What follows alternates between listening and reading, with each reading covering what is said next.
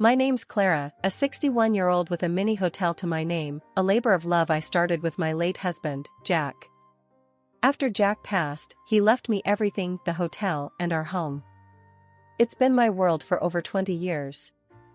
I take pride in greeting every guest, tackling every issue that pops up, and I do it all while living just a short walk away.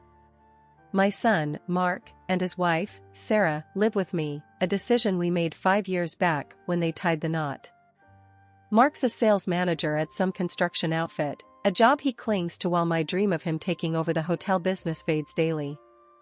He's just not into it, no matter how much I hint or outright push the idea. One overcast Tuesday, the air in our home was as heavy as the clouds outside. I was in the kitchen, the smell of fresh coffee mixing with my frustration. "Mark, Sarah, breakfast," I called, not expecting much of a response. They stumbled in, bleary-eyed, Sarah glued to her phone and Mark looking like he'd rather be anywhere else. "Got anything besides eggs?" Sarah mumbled, not looking up. "Eggs are what's on, take it or leave it," I snapped back, my patience thinning. Mark shot me a look, a silent plea to keep the peace. "Mom, can't we just have a morning without the snark?" Mark asked, his tone tired. "I wouldn't have to be snarky if you two helped out a bit around here. Or, heaven forbid, showed some interest in the hotel," I retorted, pouring myself a coffee, the bitterness in my mouth matching my mood. Mark scoffed, rubbing the back of his neck. "Come on, you know that's not for me. And Sarah, well, Sarah is busy." "Busy?" I laughed, a harsh sound even to my own ears. "Doing what, exactly? Your generation's got some funny ideas about work." Sarah finally looked up, her eyes narrow. "We're not all cut out for the hospitality circus, Clara. I've got my own things going on." I set my cup down, harder than I meant to. "Hospitality circus? This circus is what's kept a roof over your heads and food in your bellies. All I'm asking for is a bit of respect and maybe a hand once in a while." Mark stood, his chair scraping against the floor. "We're not having this fight again. I'm off to work." He kissed Sarah on the cheek and gave me a wide berth as he left. Sarah, unfazed, returned to her phone. "I'll be out today too. Don't wait up." As the door slammed behind them, I was left alone in the silence. Their indifference stung, a constant reminder of the chasm between my dreams for us as a family and the reality we lived. I sighed, my anger giving way to a heavy sadness. The hotel, my passion, was a solo act, and my hopes of sharing it with Mark felt more foolish by the day. I wondered what Jack would say if he could see us now, his legacy a source of tension rather than unity. But as the day began, guests awaited, and problems needed solving. I straightened my back, my resolve firming. This hotel was my life's work, and I'd carry on, with or without their help. After all, tough love was still love, and I had plenty of that to go around even if it came with a side of tough words. One evening, as I tried to manage the hotel's bookings and prepare dinner simultaneously, Alex waltzed into the kitchen, his phone glued to his ear. He was laughing about something with a buddy on the line, completely oblivious to the chaos around him. "Hey, Mom, what's for dinner?" he asked, ending his call, but not offering to lift a finger to help. "Stew," I replied shortly, my patience wearing thin. "Could use a hand here, you know." Alex smirked. "Oh, come on, you've got it under control. Besides, Sarah's not feeling up to cooking these days." That much was clear. Sarah hadn't lifted a spoon in weeks, much less contributed to any other aspect of our shared lives. It wasn't just about the cooking, it was everything, the cleaning, the bills, the endless list of tasks that kept our lives running smoothly. "Speaking of Sarah," I ventured, trying to keep my voice even, "it'd be nice if both of you could help out a bit more around here. I'm not as young as I used to be, you know." Alex's expression soured. "Really, Mom? We're guests in your house. Don't start with us." "Guests?" The word tasted bitter in my mouth. "Guests don't stay for 5 years, Alex. Guests help out, they respect the house rules. He scoffed. Rules? What are we, kids? Look, we're comfortable the way things are. Why change anything? That's when Sarah walked in, her timing impeccable as always. Change what? She asked, eyeing us both warily. I turned to her, my resolve firming. I was just telling Alex here that I could use some help around the house. And the hotel too, if you're up for it. Sarah laughed, a harsh sound that made me wince. The hotel? You're joking, right? That's your thing, not ours. We've got our lives to live. Their lives, I thought bitterly. As if the business that kept a roof over our heads and food on our table was just a hobby of mine, not a lifeline for all of us. I'm not asking for much. I pressed on, feeling the anger build. Just some basic decency. Respect. A bit of help.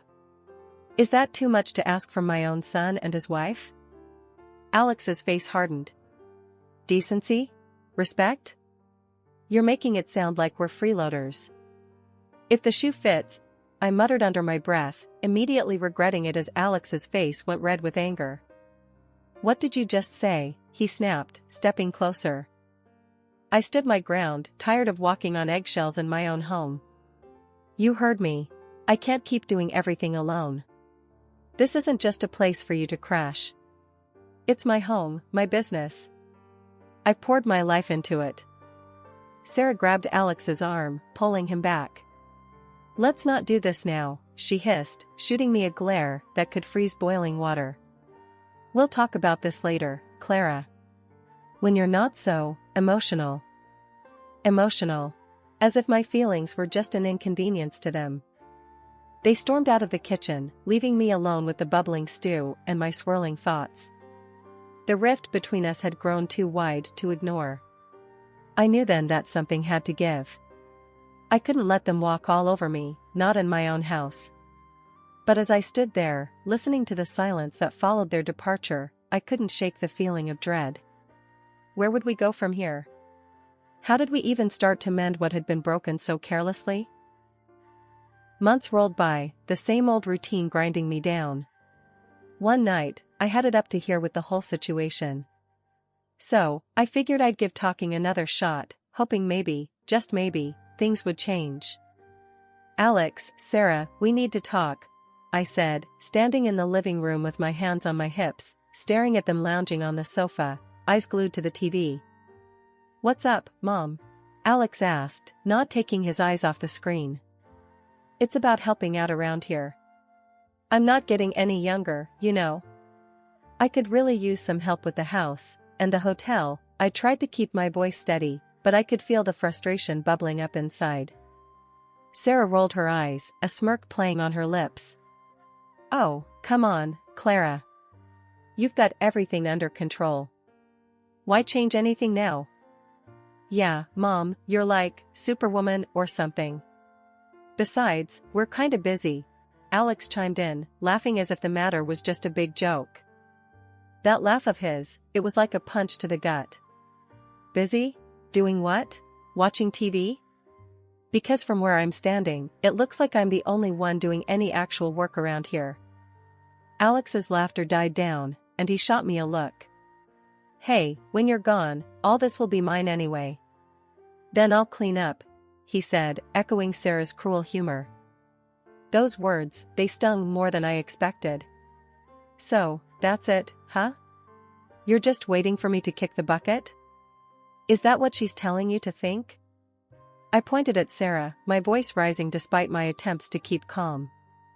Sarah shrugged, unfazed. Clara, please. You're making a mountain out of a molehill. We're just being realistic here. Realistic. That word, coming from her, it was almost laughable. Not long after, Alex came home with a long face, announced he'd lost his job. Something about deals falling through. For a moment, I felt for him, I really did. So, I offered him a lifeline. Alex, why don't you come work at the hotel? There's plenty for you to do, and it'll keep you busy till you find something else. But no, he wouldn't have it. Work at the hotel? Mom, I'm looking for something a bit more prestigious. Thanks, but no thanks. prestigious.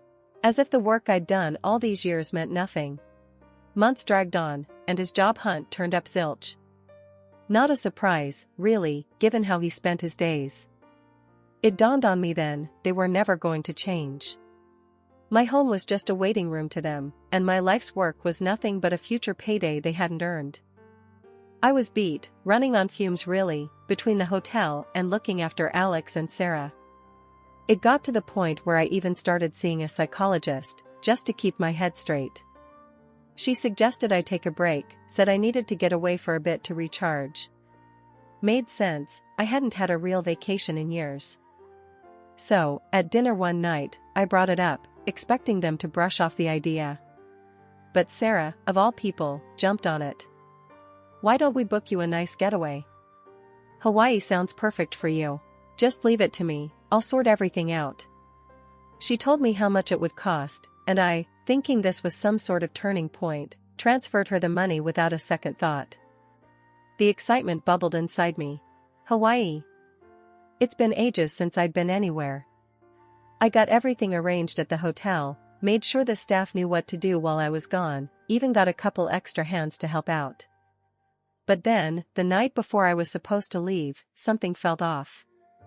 I asked Sarah to send me the ticket and booking info. Her response froze me in my tracks. "Oh, there's no need for that. We used the money for ourselves. Figured it's a better use.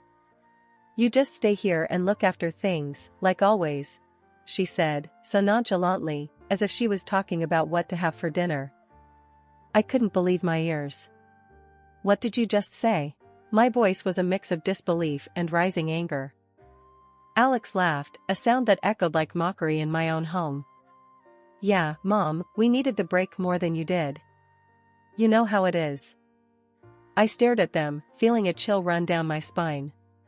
These weren't the people I knew. My own son, laughing at my expense. My heart sank. "You stole from me, for a vacation?" Stole is such a harsh word. "We're family, right? What's yours is ours," Sarah quipped, smirking like she'd pulled off some clever trick. I felt sick. My own family, turning on me like this. "I trusted you," I managed to say, my voice barely above a whisper. Alex shrugged, still with that grin that I now found grotesque. "Come on, Mom. It's not a big deal. You can go some other time." I looked at them, really looked at them, and saw strangers where my family should have been. My heart was heavy, a mix of betrayal and clarity settling in. They didn't care about me, not really. All this time, I was just a means to an end for them. That night, I lay awake, the pain of betrayal gnawing at me. But as dawn crept in, so did a resolve. If they could be cold, so could I. It was time to make some changes, time to show that I wasn't just going to roll over and take it. They wanted to play games? Fine. But they wouldn't like the new rules I was about to set. Waking up the morning after Alex and Sarah's departure felt different. The silence in the house wasn't just physical, it was emotional, a space cleared for resolve and action. Today marked the first day of taking back my life. I remembered a call from a few weeks back, a buyer interested in the house. I had pushed the thought away then, not ready to let go of what the house represented. But now, it symbolized chains that bound me to betrayal and ingratitude. It was time to cut those chains. Picking up the phone, I dialed the buyer's number, my heart pounding with a mix of nerves and determination. "Hello, this is Clara. I'm reconsidering your offer for the house. Are you still interested?" I asked, trying to keep my voice steady. The buyer was more than interested, the eagerness in their voice was palpable. "Absolutely, Mrs. Clara. We're still very interested. Given your change of heart, may I offer $500,000? The buyer proposed, a figure that exceeded my expectations. The next few days were a blur of activity. I arranged for movers, directing them as they packed up decades of my life into boxes. Watching my belongings being carted away was surreal, but the vision of Alex and Sarah's shock upon their return kept me going. Their belongings, those they accumulated without a thought to cost or contribution, were boxed up and relegated to the hotel's storage. I briefed my staff with explicit instructions. These boxes are not to be touched or moved without my direct say-so. Understood? Their nods and murmurs of agreement bolstered my resolve. Turning my now empty home over for sale required one last push. I enlisted the help of the maids from the hotel, guiding their efforts to polish and preen each room until it sparkled. The house, devoid of my presence, was ready to find a new owner. The sale concluded swiftly, the house no longer mine within 3 days. But I wasn't done yet.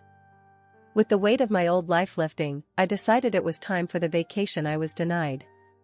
Miami beckoned with promises of sunshine and solace. I booked myself into a seafront hotel, indulging in the kind of luxury I had always denied myself. At the airport, I felt a surge of freedom. My phone, usually so crucial to my daily existence, was turned off and tucked away. No disturbances.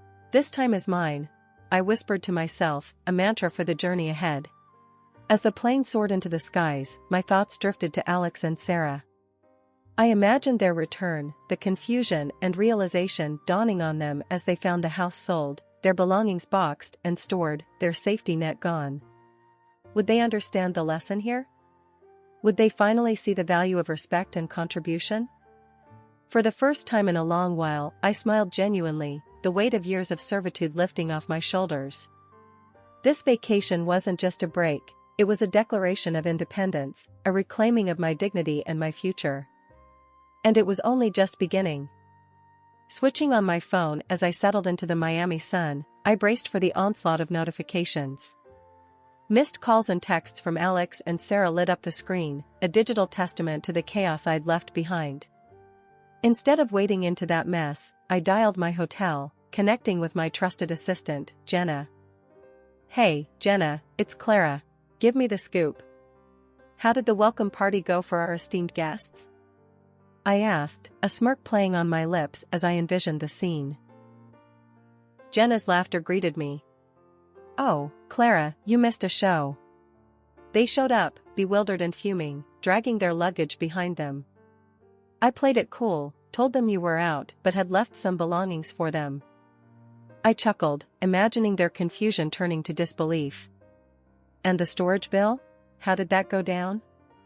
Like a lead balloon, Jenna recounted with glee. Alex tried to puff up, claiming ownership of the hotel, saying they wouldn't pay.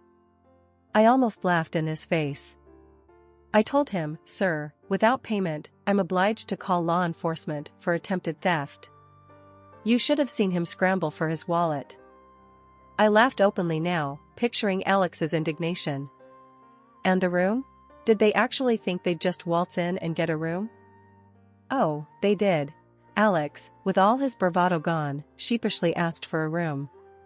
I quoted them the special family rate of $10,000 per night. The look on their faces, Clara, I wish I had taken a picture. Alex turned red, and Sarah's mouth snapped shut so fast I heard it. Satisfaction coursed through me. Brilliant, Jenna. And when they left, what then? Did they say where they were going? Jenna hesitated, her amusement fading a tad. No clue. They just stormed out, cursing under their breath. Sarah was ranting about getting lawyers, but Alex, he looked defeated, Clara. Like a little boy lost. A pang of something, regret, maybe, fluttered in my chest, but I quickly quashed it. They made their bed, Jenna. And I'm out here, finally taking a break from all that madness. Keep things running smoothly for me, will you? Of course, Clara. Enjoy Miami. You've more than earned it, Jenna reassured me, her voice warm. We said our goodbyes, and I turned my phone off again, not ready to let the world back in just yet. Lying back, I let the sounds of the waves and the warmth of the sun envelop me. For the first time in too long, I felt at peace, free from guilt, free from obligation. Alex and Sarah had chosen their path, and I, mine. Settling into a routine back at the hotel, I took up one of the rooms temporarily. It was an odd feeling, being both at home and not, but it gave me a chance to think about what I really wanted next. The early mornings were peaceful, a time for planning and reflection before the day kicked off. One morning, not long after I'd returned, my phone rang with a ferocity that only Alex could muster. "Mom, you owe me half of what you got for the house. And I'm not stopping there, I want half of the hotel too." "It's only fair," he blurted out, barely taking a breath. I couldn't help but laugh, not out of amusement, but disbelief. "Alex, everything I own, I worked for. Your father made sure everything was legally mine before he passed. You're not entitled to any of it just because you're my son." There was a pause, then stuttering. The bravado seemed to drain out of him. "Mom, I'm sorry, okay? Look, I was out of line. Maybe we can start over? I could move back in, help out around the hotel?" His words, dripping with sudden affection, didn't reach me. "No, Alex. It's too late for that. You've made your choices, and I've made mine. We're better off going our separate ways." The line went dead. I knew then I'd turned a corner. There was no going back, only forward. 3 months of peace and hard work later, I found myself signing the papers for a new house in the same area. It was a fresh start, a place I could truly call my own without the shadows of past resentments. The house was perfect, nestled in a quiet neighborhood, with just the right amount of space for me, and none for unwelcome guests. After buying a house, I decided to change something in my business. The first order of business was a staff meeting. Gathering everyone in the cozy lounge of the hotel, I could see the curiosity in their eyes. They'd been with me through thick and thin, and I owed them my new vision. "Morning, everyone. I want to talk about some changes," I started, my voice steady. "First, thank you. Without your support, I couldn't have taken the time I needed. Now, I'm back, and it's time we take this place to the next level." Murmurs of agreement and nods filled the room. Encouraged, I continued. "We're going to renovate. Update the rooms, the lobby, even the exterior. But it's not just about the physical changes. I want us to be the best small hotel in town, known for our service and warmth." Jenna, always my right-hand woman, smiled. "Sounds fantastic, Clara. We're all in. What do you need from us?" "Enthusiasm, ideas, and hard work. We're going to brainstorm ways to improve guest experiences, streamline our operations, and maybe even expand our services. Think outside the box," I encouraged them, feeling a buzz of excitement in the room. As the meeting wrapped up, I felt lighter than I had in years. The team was invigorated, full of suggestions ranging from eco-friendly initiatives to community events. It was exactly the kind of energy I'd hoped to inspire. After the whole ordeal, I made a big decision: to change my will. Everything I worked for, every brick laid in that hotel, and every penny saved for the house, wasn't going to be wasted. I decided it would all go to a charitable foundation, something that would make a real difference. I had my lawyer break the news to Alex, figuring it was better coming from him than me. The reaction was immediate. Alex showed up at the hotel, his face a mix of anger and desperation. "Mom, this can't be right. The lawyer said you're cutting me out completely? That can't be what you want." I looked at him, really looked at him. "Alex, it's exactly what I want. I've given you every opportunity to be a part of this, to be part of something bigger. You chose a different path." He was pacing now, running his hands through his hair. "But we're family. You can't just leave me with nothing. Sarah and we're struggling here." "That was your choice, Alex. I'm offering you a way to work for what you need. A job at the hotel, $4,000 a month, and a room if you need it for $75 a night. It's more than fair." His face twisted in indignation. "Work? Like some entry-level grunt? No way. I deserve more than that." I sighed, a deep, weary breath. "Then you're on your own, Alex. I can't help someone who won't help themselves." He stormed out, and that was that. Later, through the grapevine, I heard Sarah left him after finding out the inheritance was a no-go. I felt a pang for him, I won't lie, but he needed to face his own music. Now, it's just me, my hotel, and my peace. I've found joy in the little things, in the quiet mornings, and the bustling days at the hotel. I've got my health, my friends, and a community that respects me. Alex, well, I hope one day he finds his way, learns the value of hard work and maybe, just maybe, understands why I did what I had to do.